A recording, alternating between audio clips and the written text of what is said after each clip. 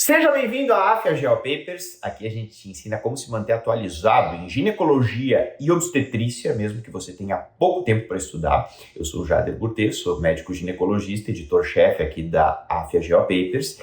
E hoje eu vim conversar contigo sobre um tema que é a base da ginecologia, né? Que é fisiologia pura, ciclo menstrual. O ciclo menstrual, a fisiologia, a neuroendocrinologia do ciclo menstrual é uma coisa que a gente precisa sempre estar revisando, é uma coisa que a gente precisa estar com ele sempre na nossa cabeça, porque a base para o raciocínio de tudo, né, principalmente das patologias relacionadas aí ao ciclo menstrual, os distúrbios do ciclo menstrual, o climatério, a puberdade, todos eles, na verdade, a base de tudo realmente é sempre a fisiologia.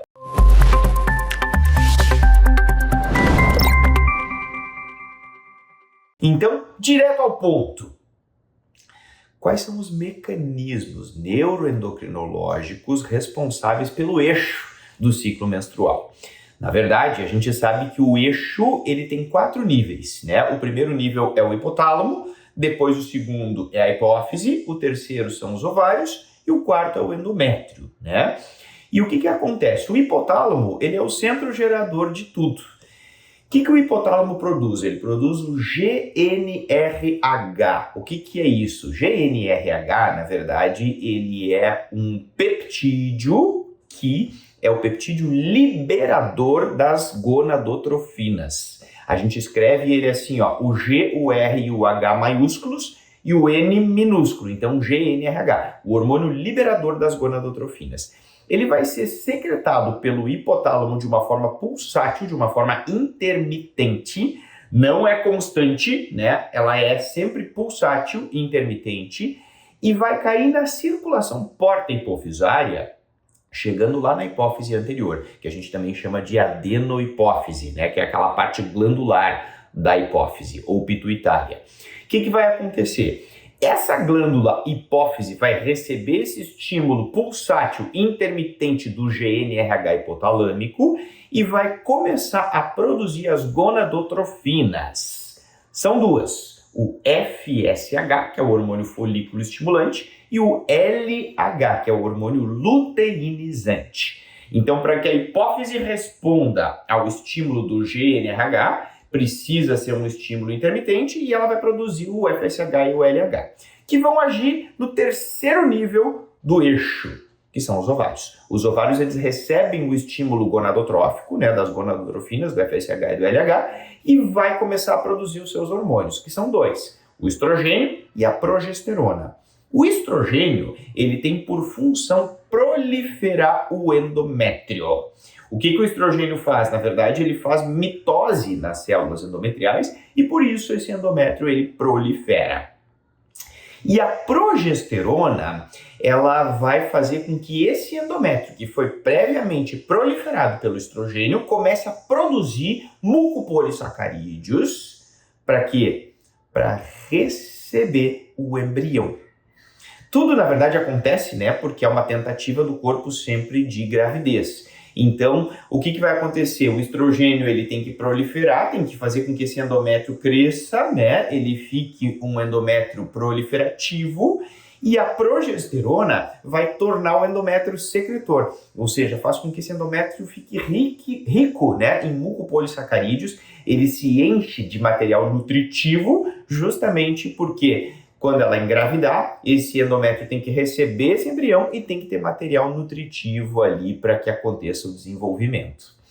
Então, gente, na verdade, sempre que a progesterona agir, ela tem que ter tido um endométrio previamente proliferado pelo estrogênio, senão a progesterona não vai agir. Tudo tem que ser sequencial, né? Primeiro tem que ter tido um estímulo estrogênico para um endométrio ter proliferado, e aí depois a progesterona vai tornar esse endométrio secretor, né? Rico em material nutritivo para que a gestação aconteça.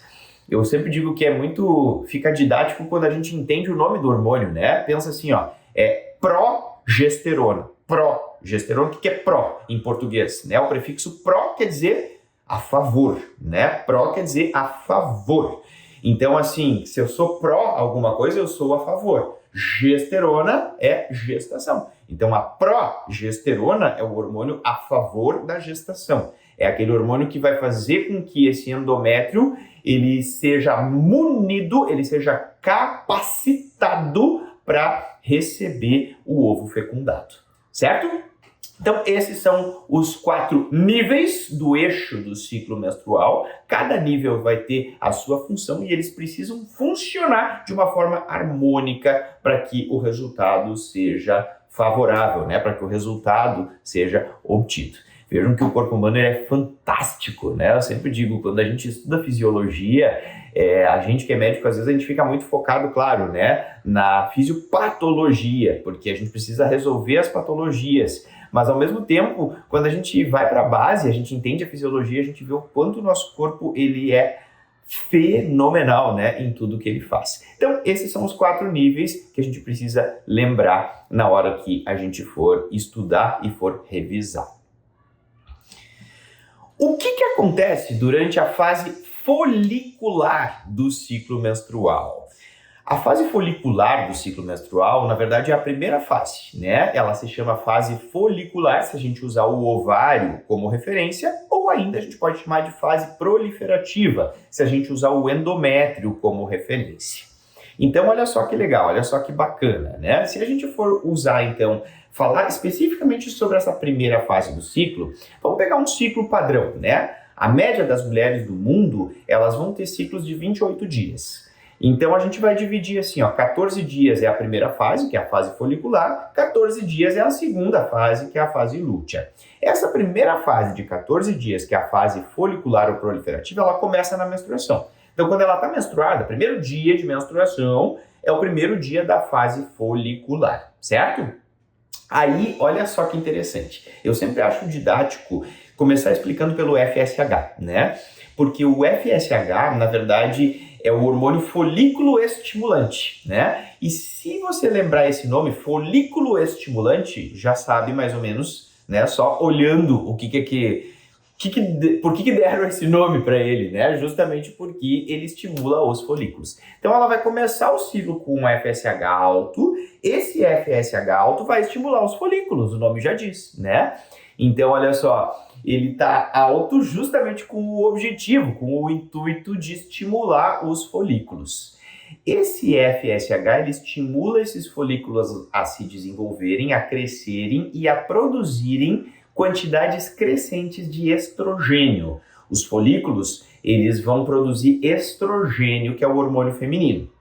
Especificamente, qual tipo de estrogênio? O estradiol, né? A gente sabe que tem 3 tipos principais de estrogênio. A gente tem o estradiol, a gente tem o estriol e a estrona, né? Que são tipos diferentes de estrogênio. O principal estrogênio do corpo é o estradiol, que é esse estrogênio produzido pelo ovário, pelos folículos em crescimento durante a primeira fase, que é a fase folicular do ciclo menstrual, certo? Aí raciocina comigo, olha só. Se o estrogênio está sendo produzido porque os folículos estão crescendo e desenvolvendo por estímulo da gonadotrofina FSH, esses folículos começam a produzir quantidades crescentes de estradiol, né? Que é o estrogênio. O que esse estradiol vai fazer? Esse estradiol ele vai agir sobre o endométrio e vai estimular a mitose nas células endometriais. Vai fazer com que esse endométrio comece a crescer. Então, olha só, começa a aumentar o estrogênio na primeira fase, começa a duplicar e começa a crescer o endométrio. Então, essa primeira fase, ela também é chamada de fase proliferativa, se a gente pegar o endométrio como referência, porque justamente é uma fase que o endométrio cresce, por estímulo do estradiol, né, que também está crescente. Jader, mas assim, se a gente for pensar em mecanismo de retrocontrole, né, o retrocontrole ou ainda feedback, né, do estradiol, do estrogênio, o estrogênio sobre o FSH tem um mecanismo de retrocontrole negativo. O que isso significa? Que quanto mais estrogênio o ovário produz, menos FSH a hipófise libera. É isso, né? O feedback ele é negativo. Quanto mais estrogênio, menos FSH. E é exatamente isso que acontece. Quanto mais os folículos vão crescendo e se desenvolvendo, né, eles vão produzindo quantidades mais crescentes de estrogênio, consequentemente a hipófise vai diminuindo a produção de FSH por esse mecanismo endócrino de retrocontrole. Tá, beleza. E quantos folículos são mais ou menos, né, selecionados para fazer esse crescimento, esse desenvolvimento e essa produção estrogênica? Mais ou menos 8 a 10 folículos. Então são 8 a 10 folículos que estão prontos ali, né, para crescer e que crescem juntos ali, justamente vão aumentando o seu tamanho, vão desenvolvendo e vão produzindo quantidades crescentes de estrogênio, especificamente o estradiol, né, que é o estrogênio ovariano. E olha que legal, olha que bacana o que acontece no final dessa fase. Então, o objetivo dessa fase é proliferar esse endométrio, é fazer esse endométrio crescer, né? No final dessa fase, a gente vai ter basicamente um endométrio que já está alto, que já está crescido, né? E a gente sabe que desses 8 a 10 folículos que foram selecionados, apenas um deles vai ovular, que é o folículo dominante, né? O que acontece? Esse folículo dominante, que é o escolhido, né? É aquele que definitivamente é o tarimbado ali, né? Para ser o ovulatório. No final, os outros começam a regredir, entram em atresia e ele fica dominando ali, né? Ele vai ser o dominante. Só que imaginem, a gente tinha 8 a 10 folículos produzindo estrogênio. E no final fica um único só ali produzindo estrogênio, né? Então imagina, é que nem uma orquestra, né? Imagina uma orquestra ali que tem o violinista, né? Tem o instrumento de sopro, tem, né? O teclado, tem um monte de gente ali produzindo a música e no final fica só o violinista sozinho, né? Porque é o dominante. Então ele produz estrogênio até que uma hora ele faz uma queda, né? Essa queda, né? Essa caída da produção de estrogênio acontece porque é só um que fica no final. Então, se a gente for olhar no gráfico, na verdade o que acontece no final da fase folicular é um pico de estradiol, um pico de estrogênio. Justamente porque tinha 8, 10 e agora tem um só. Então, cresceu e fez um pico e caiu, né? Então, ele faz um U invertido, assim, no final da fase folicular ou proliferativa. E qual é a importância disso? A importância disso é que, assim, ó, o retrocontrole do estrogênio sobre o LH é positivo. O que é retrocontrole positivo ou feedback, né, positivo? Na verdade, o retrocontrole positivo é assim, ó, quanto mais produz um hormônio, mais produz o outro. Isso é mecanismo endócrino, né, de retrocontrole. Então, quanto mais estradiol o folículo produz, mais LH a hipófise libera. Então, o que a gente vai ter? A gente vai ter à medida que cresce a produção estrogênica, vai aumentar a produção de LH. Se no final da fase folicular tem um pico de estradiol, logo depois desse pico de estradiol, vai ter um pico de LH. E é isso que acontece. Então tem aquele pico, né, aquele U invertido do estradiol no final da fase folicular, e logo depois vai ter um pico de LH, né, que é justamente esse pico de LH que acontece bem no final, né? Que tarimba ali, ó, o final da fase folicular.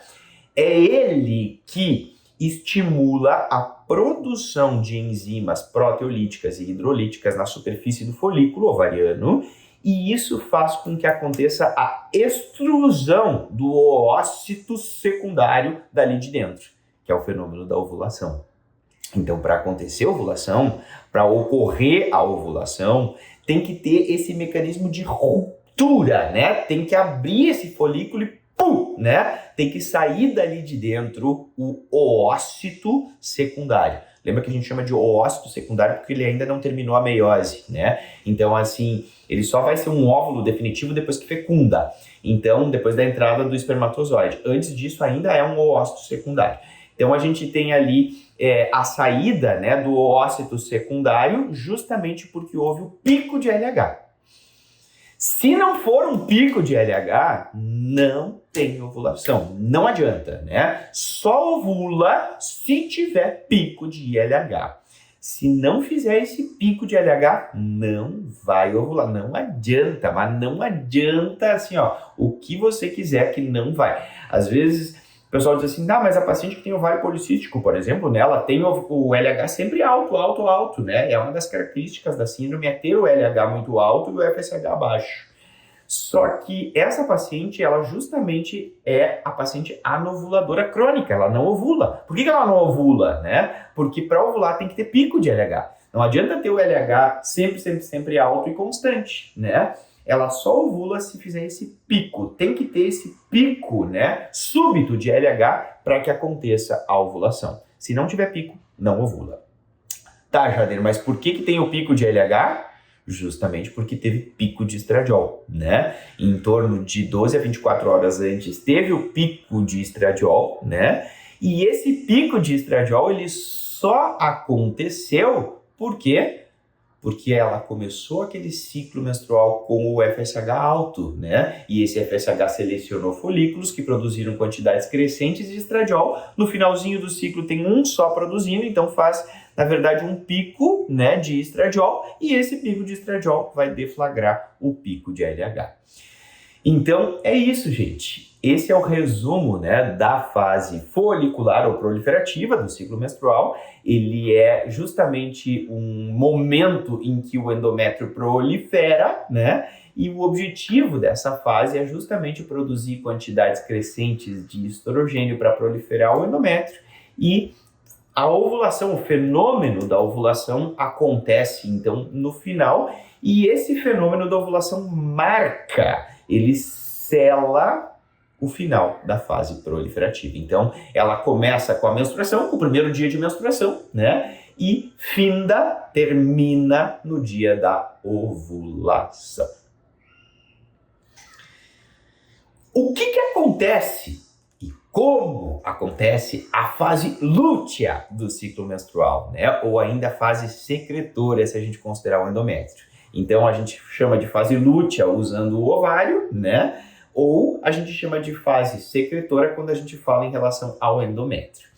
A fase lútea, então, ela começa com a ovulação e formação do corpo lúteo. O que é o corpo lúteo? Na verdade, todas aquelas células do folículo ovariano que ficaram no ovário, lembra que assim, ela ovulou, né? Então, se ela ovulou, saiu o gameta, saiu o ócito secundário. O que fica no ovário, aquelas células que sobram do folículo ovariano, formam uma estrutura luteinizada chamada corpo lúteo, né? Esse corpo lúteo é aquilo que vai ficar no ovário. Então, essa fase, que é a fase secretora ou ainda fase lútea, ela é marcada pela presença dessa estrutura lá no córtex do ovário, na superfície, né, ovariana, que a gente chama de corpo lúteo. Inclusive, a gente consegue ver esse corpo lúteo, né, no ultrassom. Depois que ela ovula, a gente enxerga esse corpo lúteo se a gente fizer um ultrassom nessa paciente. O que o corpo lúteo faz? O corpo lúteo, ele é responsável pela produção do hormônio progesterona. Então, a capacidade endócrina de produzir progesterona, ela é dessa estrutura, do corpo lúteo. É ele que produz a progesterona. Então, a progesterona, ela só entra em cena na segunda fase do ciclo menstrual. Na primeira fase, quem domina é o estrogênio. Então, o estrogênio, ele tem que dominar justamente para poder proliferar o endométrio. Na segunda fase, que é a fase lútea ou secretora, quem domina é a progesterona, porque é ela a responsável por pegar esse endométrio, que foi previamente proliferado pelo estrogênio, e estimular ele a produzir aqueles mucopolissacarídeos, ou mucopolissacárides, como quiser falar, né? E essas moléculas bioquímicas, elas são definitivamente responsáveis pela nutrição desse embrião depois que aconteceu, então, a gravidez, que aconteceu o fenômeno de fecundação. Então, olha como o corpo é perfeito, né? A progesterona, ela faz com que o endométrio, ele se torne capaz, apto a receber aí essa nova vida que chega. Então, a gente tem basicamente aí o fenômeno, né, de produção de progesterona para preparar esse endométrio para uma gravidez. Então, o corpo lúteo, ele produz progesterona e ele também produz estradiol. A gente sabe que ele também tem a capacidade de produzir estradiol, o estrogênio. Só que o estradiol ele não segue proliferando o endométrio na fase secretora, né, ou fase lútea. Por quê? Porque a progesterona, ela tem por função também, né, lá no endométrio, ela inibe o receptor do estrogênio. Então, ela não deixa que o estrogênio continue proliferando esse endométrio, porque ela vai lá e bloqueia, né, inibe o receptor do estrogênio. Então, a função da progesterona, além de produzir mucopolissacarídeos, de tornar esse endométrio secretor, ela também tem por função bloquear o efeito proliferativo do estrogênio. Certo? Tá, Jader, então quer dizer que essa segunda fase ela é marcada pela ação da progesterona que é produzida pelo corpo lúteo? É isso. E essa segunda fase, gente, ela é muito mais, eu diria que matemática, né, do que a primeira fase. Porque o corpo lúteo, ele tem um tempo de duração que é fixo, é 14 dias. Então, se a gente for pegar assim, ó, o quanto que dura o corpo lúteo lá no córtex ovariano, é 14 dias. Tá, mas isso varia de mulher para mulher, não varia? Não, não varia. É uma das poucas coisas, né, em medicina, em biologia, né, que são estanques, são fixas, são matemáticas, são extremamente racionais. O corpo lúteo é 14 dias, ponto final. Ele não fica mais, não dura mais do que 14 dias, nem menos do que 14 dias. Se eu for pegar o corpo lúteo de uma mulher aqui no Brasil, de uma mulher lá na Europa, de uma mulher lá na Ásia, lá na África, é 14 dias que dura o corpo lúteo. Depois de 14 dias, ele vai sofrer luteólise. Lise quer dizer quebra, né? Então, luteólise é a quebra do corpo lúteo, ela acontece, né, depois de 14 dias. Esse corpo lúteo vai regredindo, né, até que ele desaparece. Ele sofre lise, né, e ele para de produzir aí os seus hormônios. Então, depois de 14 dias, se não teve gravidez, se não teve fecundação, o que vai acontecer? O corpo lúteo tá ali, né? Tá bombando progesterona, produzindo, né, estrogênio e progesterona.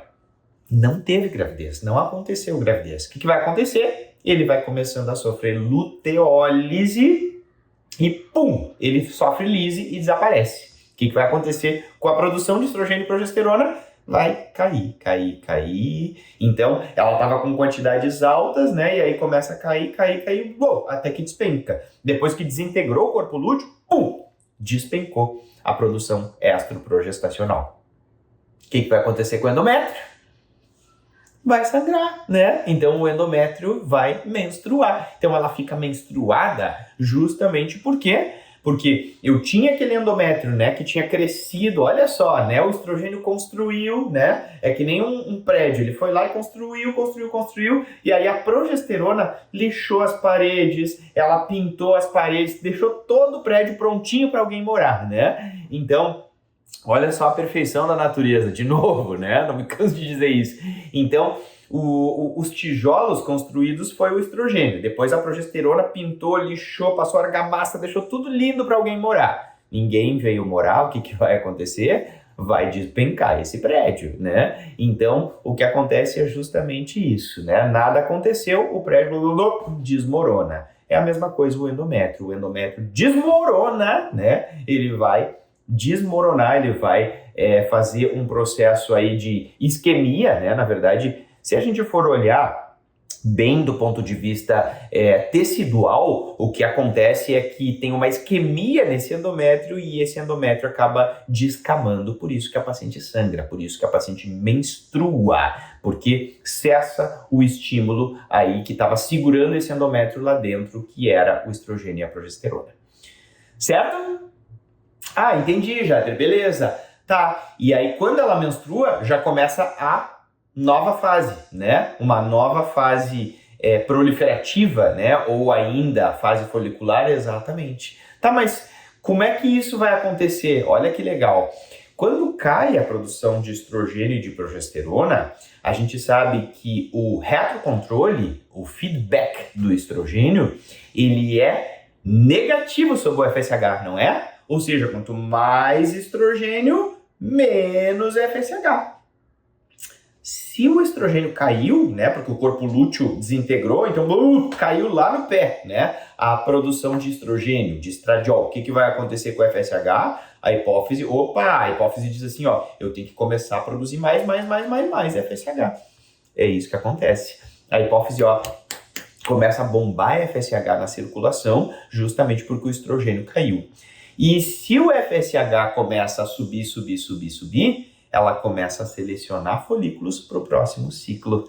E aí as coisas todas se encaixam, né? Por isso que as pessoas começam o ciclo menstrual com FSH alto. Justamente por quê? Porque caiu o estrogênio, desencadeou aquela alça de retrocontrole, de feedback com a hipófise, né? E a hipófise começou a produzir, se o estrogênio está baixo, é porque eu tenho que começar a bombar FSH na circulação dessa pessoa. E aí, então, por isso que a hipófise começa a aumentar a produção de FSH.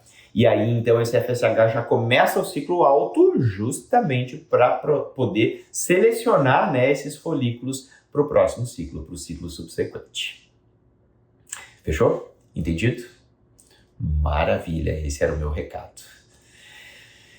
Quem quiser entender um pouquinho mais sobre a parte mais bioquímica, né, que aí a gente entra no mecanismo das duas células, a gente entra na parte mais da produção, especificamente nas rotas bioquímicas da produção do folículo, né, ovariano, que aí entra o mecanismo das duas células, duas gonadotrofinas, ou teoria das duas células, duas gonadotrofinas. Eu convido para entrar na nossa área do aluno, que ali a gente vai explicar mais aprofundado para quem quiser se aprofundar mais ainda nessa parte aí de não só de neuroendocrinologia, mas também de bioquímica ovariana. Aí eu convido para entrar na nossa área restrita, que ali a gente vai seguir falando sobre isso, tá bom?